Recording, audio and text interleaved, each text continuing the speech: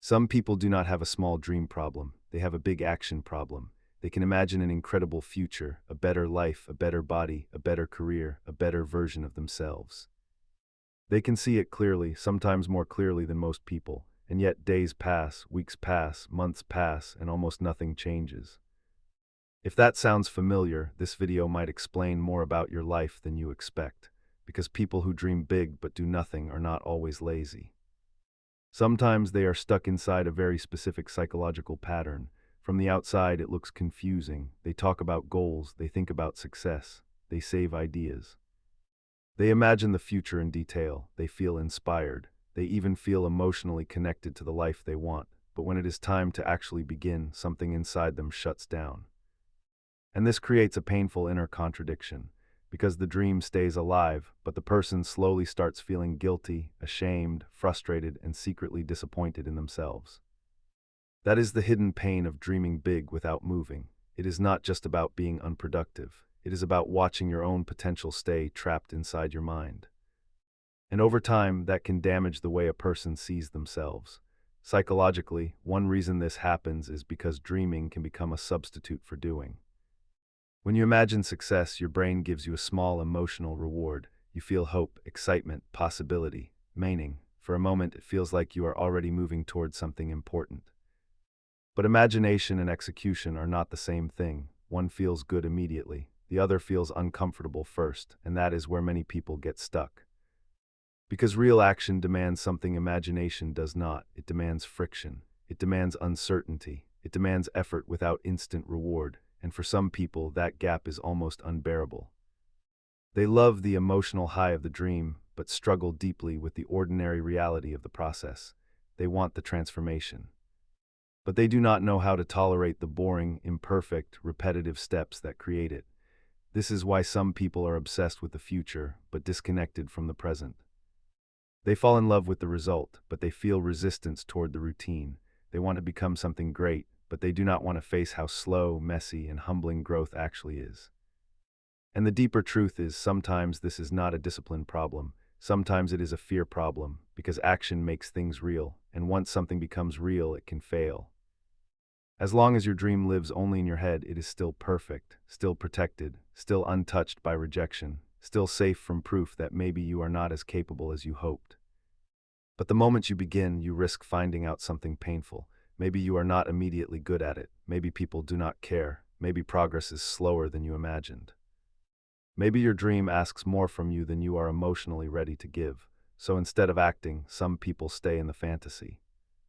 Not because they do not care, but because fantasy protects them from reality. And reality can feel threatening when your self-worth is already fragile. That is why many people who dream big but do nothing secretly live with a fear they rarely name. The fear is not only failure, it is exposure. It is the fear of trying honestly and then having to face what happens. Because if you never fully try, you can always tell yourself the same comforting lie. I could have done it if I really wanted to. I could have been successful if I had started. I could have changed my life if the timing was right. That lie protects the ego. But it also keeps the person stuck, because they remain loyal to possibility instead of becoming loyal to practice, and there is another layer to this. Some people dream big because dreaming is where they feel most powerful. In real life, they may feel overlooked, behind, uncertain, or emotionally unsatisfied. But inside their imagination, they are important, successful, admired, capable, in control. The dream becomes more than a goal, it becomes emotional escape. A place where the person can temporarily feel valuable, and that is why letting go of fantasy can feel so hard, because sometimes the fantasy is not just motivation, it is comfort, it is identity. It is relief from a life that feels too ordinary, too painful, or too disappointing. So when someone says, "Why don't you just start?" the answer is often much deeper than it looks. Because starting would not only require effort, it would require giving up the emotional safety of imagining. And for some people, imagining is the only place where they still feel close to the person they wish they were. If this is resonating with you, subscribe now, because this channel is for people trying to understand the emotional patterns behind their behavior, not just judge themselves for them. Now here is where it gets even more serious. The longer a person dreams without acting, the more painful the dream becomes. At first, the dream feels exciting, then it becomes heavy. Then it becomes evidence, evidence that they are falling behind, evidence that they keep disappointing themselves, evidence that they are the kind of person who talks but never moves. And after enough time, this creates a quiet self-image problem. They no longer just think, I haven't started yet. They begin to think, maybe I'm just not someone who follows through. That belief is dangerous. Because once a person starts identifying as someone who never takes action, even small steps begin to feel unnatural. The mind stops seeing action as possible and starts seeing procrastination as personality. That is how stuckness becomes identity. And when that happens, people often do one of two things. Either they keep fantasizing to escape the shame, or they lower their dreams entirely so they no longer have to feel the gap between who they are and who they want it to become. One lives in illusion. The other lives in resignation. Both are forms of self-protection, but neither creates a real life, so what actually helps? The first step is understanding that big dreams often fail when they stay too emotionally big. What many people call ambition is sometimes emotional intensity without behavioral structure. They feel the dream deeply, but they have no system that can carry it, and feelings alone cannot build a life. A dream needs a container, a routine, a repeated behavior.